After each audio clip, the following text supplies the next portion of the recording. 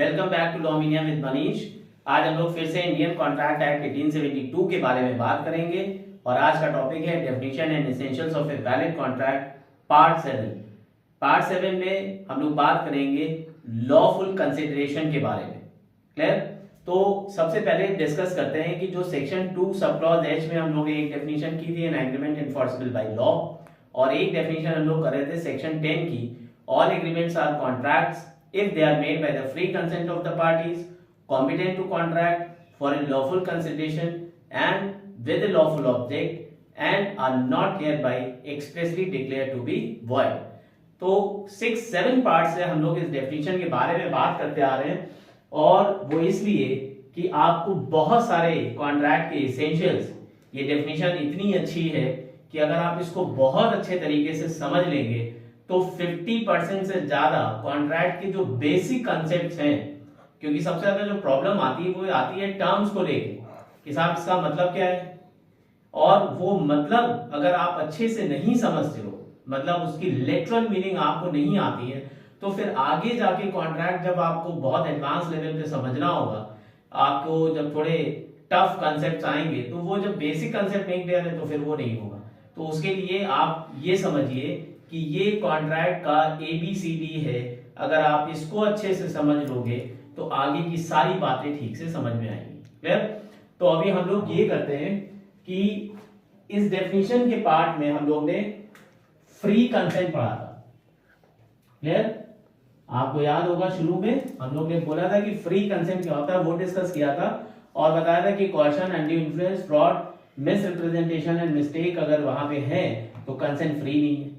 ये पूरा लेक्चर हम लोग ने 4-5 पार्ट में क्लियर किया था कि फ्री कंसेंट की एक्चुअल मीनिंग क्या होती है। सेकेंड वाले पार्ट में, मतलब लास्ट में, हम लोग ने जो है पार्ट 6 में आपको बात की थी कॉम्पिटेंट टू कॉन्ट्रैक्ट, मतलब कैपेसिटी ऑफ पार्टी के बारे में कि who is competent to contract, कौन एलिजिबल होता है कॉन्ट्रैक्ट में एंटर करने के लिए। तो उसमें बहुत डिटेल में मैंने वो लेक्चर आपको दिया है, साथ में नोट्स भी दिए। अच्छा, एक चीज और इंपॉर्टेंट बताना चाहेंगे कि इसमें जो है आपको नोट्स में नहीं दे रहा हूं। क्यों? क्योंकि ये सिर्फ एक टर्म में बता रहा हूं, लॉफुल कंसिडरेशन। जब कंसिडरेशन चैप्टर कंप्लीट पढ़ाएंगे उस समय उसके नोट्स में दूंगा।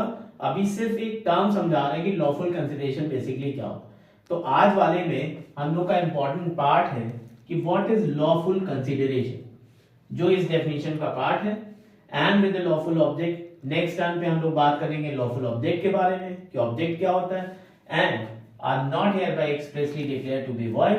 तो यहां पे भी जो है क्या चीजें एक्सप्रेसली डिक्लेयर्ड हैं void in Indian contract act 1872, उसके बारे में बात करेंगे, जो कि कवर करता है आपका सेक्शन 24 से लेके 30 तक। अब क्वेश्चन ये है कि लॉफुल कंसिडरेशन क्या होता है। तो हम बहुत लिटरल मीनिंग में अगर जाते हैं तो lawful, what is lawful? Permitted by law, anything which is permitted by law, clear है, वो आपकी लॉफुल होगी। कंसिडरेशन का मतलब क्या हो गया? Give and take. तो give and take among the party, देखिए बहुत सिंपल सी बात है, दो लोगों के बीच में अगर कॉन्ट्रैक्ट होता है तो कुछ ना कुछ गिव एंड टेक वहां पे होगा। फॉर एग्जाम्पल, मैं आपको ऑफर कर रहा हूं कि मैं ये मार्कर बेचना चाहता हूं, आपने उसको एक्सेप्ट कर लिया, अब मैंने मार्कर आपको डिलीवर किया, आपने मेरे को पैसे दिए, ये हो गया गिव एंड टेक। अब यहां पे ये लॉफुल है कि नहीं है? बिल्कुल है, ठीक। लेकिन अगर कुछ गड़बड़ कर रहे हैं, मैं आपको ड्रग्स ऑफर कर रहा हूं, कोई गलत चीज जो कि प्रोहिबिटेड है पहले से, और आप उसके बदले में मेरे को पैसे दे रहे हो, तो वो कंसिडरेशन, वो गिव एंड टेक गलत है। मैंने कहा मैं आपको 1 लाख रुपए दूंगा, आप ना फलाने आदमी को गोली मार दीजिए, ये कंसिडरेशन वैलिड है? नहीं वैलिड। तो ऐसी कोई चीज वैलिड नहीं होगी। तो गिव एंड टेक जो होना चाहिए, मतलब कंसिडरेशन में जो गिव एंड टेक होता है वो कंसिडरेशन लॉफुल होना चाहिए, मतलब परमिटेड बाय लॉ। अगर इसके अगेंस्ट कुछ गड़बड़ आप कर रहे हैं तो वो जो है गलत होगा, ठीक।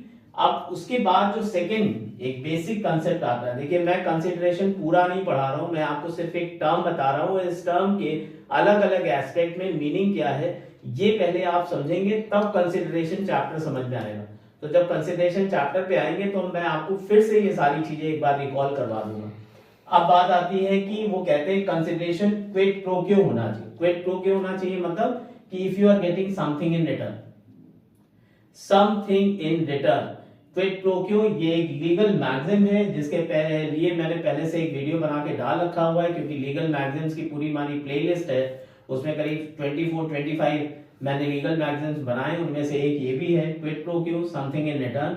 तो समथिंग इन रिटर्न मींस अगर आप कुछ भी रिटर्न में पा रहे हो तो वो वैलिड कंसिडरेशन माना जाएगा। अब देखिए जनरली होता क्या है कि मान लीजिए मेरे पास एक कार है, उस कार का हम वैल्यूएशन करवाते हैं तो पता चलता है कि हमारी कार जो है अभी चूंकि पुरानी हो चुकी है थोड़ी, तो वो 2 लाख रुपए में बिक जाएगी। तो ये क्या हो गया, वैल्यूएशन के हिसाब से आज की डेट में उस कार की वैल्यू क्या है, 2 लाख रुपए। अब मान लीजिए कि मैं उस 2 लाख की कार को 1 रुपए में बेचूं, 2 लाख की कार को 1 रुपए में बेच रहे, तो दुनिया मेरे को क्या कहेगी, पागल हो गया। बताओ 2 लाख की कार है, उसको आप 1 लाख रुपए में 1 रुपए में क्यों बेच रहे हो? तो लॉ यहां पे कहता है कि नहीं साहब, it is a valid consideration, कोई प्रॉब्लम नहीं। If you are getting something in return तो कंसिडरेशन आपका वैलिड है अगर कंसेंट फ्री। तो मान लीजिए मेरे से किसी ने पूछा कि भैया तुम 2 लाख की कार 1 रुपए में क्यों बेच रहे हो, या कोर्ट में बात जाती है और कोर्ट मेरे से पूछता है, तो मैंने सिंपल से बोल दिया कि भाई मेरी मर्जी, मैं बेच रहा हूं, मेरी इच्छा है, 2 लाख की कार है, हमारा मन 1 रुपए में बेच रहे हैं। तो कोर्ट या कोई इंसान मेरे से ये भी पूछ सकता है कि भाई कोई प्रेशर वगैरह है, कोई प्रॉब्लम तो नहीं है, कंसेंट फ्री है? मैंने कहा हाँ कंसेंट फ्री है, मेरी मर्जी। क्लियर? तो ऐसे केस में क्या होगा कि quid pro quo is there if you are getting something in return that would be considered as valid consideration, वहां प्रॉब्लम नहीं है।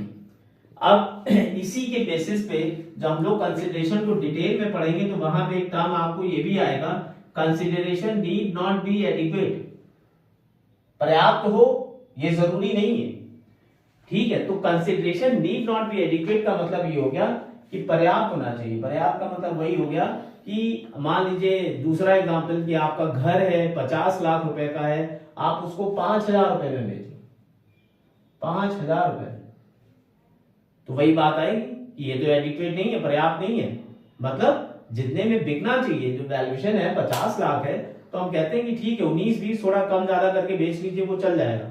लेकिन ये शॉकिंग है कंसिडरेशन। शॉकिंग का मतलब हो गया 50 लाख की चीज को आप 5,000 रुपए में बेच रहे हो, तो इट्स शॉकिंग कंसिडरेशन जिसको बोला जाएगा कि ये तो बहुत कम हो गया भाई, क्या बात है, प्रॉब्लम है कोई? नहीं, यहां पे बोलेंगे कंसिडरेशन जरूरी नहीं है कि वो पर्याप्त हो, एडिक्वेट हो। तो ये एग्जांपल आप याद रखिएगा, जब हम लोग कंसिडरेशन पढ़ेंगे, एसेंशियल्स पढ़ेंगे, वहां पे ये बात फिर से आएगी। क्लियर? तो ये कंसिडरेशन का बेसिक कंसेप्ट हो गया जो इस डेफिनेशन में दिया हुआ है। तो आज हम लोग ने बात की लॉफुल कंसिडरेशन के बारे में।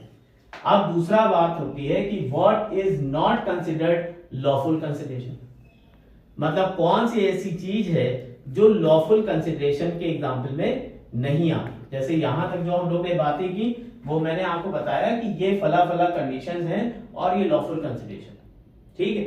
मैंने आपसे बोला कि 10 लाख रुपए दो, मैं गवर्नमेंट जॉब में आपको सेट करवा दूं, मेरी वहां जान पहचान है या जो भी है, और मैं आपकी जॉब लगवा दूंगा, गवर्नमेंट जॉब लगवा दूंगा, लेकिन आप उसके लिए 10 लाख रुपया दिए, तो ये वैलिड कंसिडरेशन है? नहीं, ये अनलॉफुल कंसिडरेशन माना जाएगा, नॉट परमिटेड बाय लॉ। ये घूसखोरी, अगेंस्ट द लॉ है, ये गलत चीज, ठीक। अब what is not considered lawful consideration, तो मैंने आपको एग्जांपल दिए, fraudulent, against the law, immoral, injurious, ठीक है। तो फ्रॉडुलेंट मतलब सीधी सी बात है जिसको ऑब्जेक्टिव फ्रॉड है, क्लियर है, तो वो करना। आप जैसे अभी जो मैंने एग्जांपल दिया कि आप ठीक है 10 लाख रुपए दीजिएगा और मैं आपकी गवर्नमेंट में जॉब लगवा दूंगा, और मैंने पैसे भी ले लिए, जॉब भी नहीं लगवाई, ये तो फ्रॉड भी हो गया। अब इसके अगेंस्ट आप जा भी नहीं सकते कोर्ट में जाके कहेंगे साहब उन्होंने मेरे से 10 लाख रुपए लिए थे और मेरी जॉब नहीं लगवाई, तो कहेंगे पहले इनको अंदर करो, क्योंकि ये घूस दे रहे थे। तो घूस लेना, घूस देना, ब्राइबरी, दोनों ही गलत है। तो ऐसे केसेस में फ्रॉड अगर ऑब्जेक्टिव है तो वो कंसिडरेशन लॉफुल नहीं। अगेंस्ट द लॉ है, मतलब किसी लॉ के अगेंस्ट चीज आप कर रहे हैं, कोई चीज प्रोहिबिटेड है करना, वो अगर आप कर रहे हैं और उसके अगेंस्ट पैसे का गिव एंड टेक हो रहा है या जो कुछ भी है, तो वो भी अगेंस्ट द लॉ होगा। इमोरल है या फिर इंजीरियस है, मतलब या किसी पर्सन को इंजरी पहुंचा रहा है या उसकी प्रॉपर्टी को, उसके स्टेट को, तो ऐसे कंसिडरेशन आपके सब वो वैलिड नहीं माने जाएंगे। तो यहां पे जो कंसिडरेशन है वो लॉफुल नहीं है। ठीक, अब ये तो हो गया इस बेसिक टर्म का मतलब।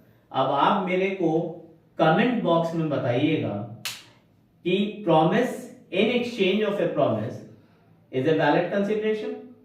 ठीक है, फिर से बोल दे रहा हूं, promise in exchange of A promise is a valid consideration, yes और नो। ये मेरे को बताइएगा। तो इससे रिलेटेड जो बातें हैं फिर वो आगे मैं जो है लेक्चर में कवर करूंगा। आशा करता हूं आपको समझ में आया होगा। Thank you, keep learning, keep watching law mania with Manish. Please like करिए, शेयर करिए, सब्सक्राइब करिए, कमेंट करिए। Thank you.